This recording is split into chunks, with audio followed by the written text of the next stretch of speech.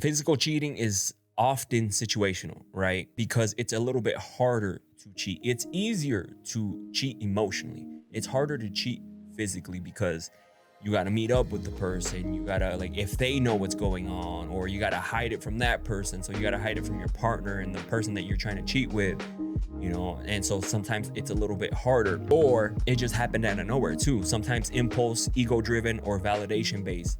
They're out somewhere, they see a girl, they start talking to them, and then one thing leads to another and they hook up that night.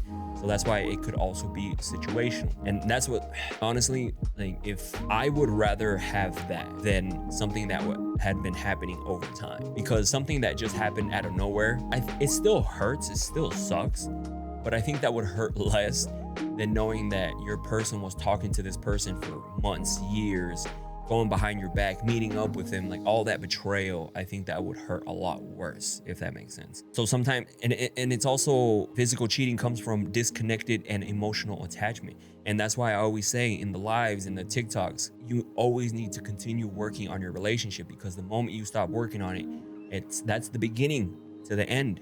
When you get comfortable, it's the beginning to the end.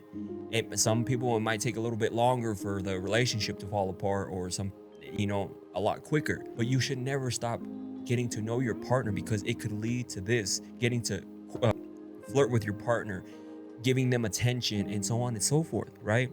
Someone can physically cheat and still feel emotionally tied to their partner.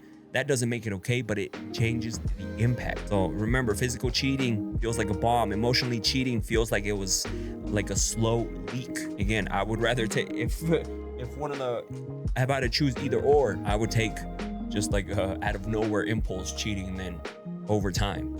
So what we're going to talk about now is what emotional cheating actually looks like. People are always going to they may have their own definition. They may try to fit it towards their narrative because they're trying to get away with something. So remember that. They'll be like, oh, that's not cheating. But I guarantee you, if you flip the script and you do it to them, you're probably going to be cheating.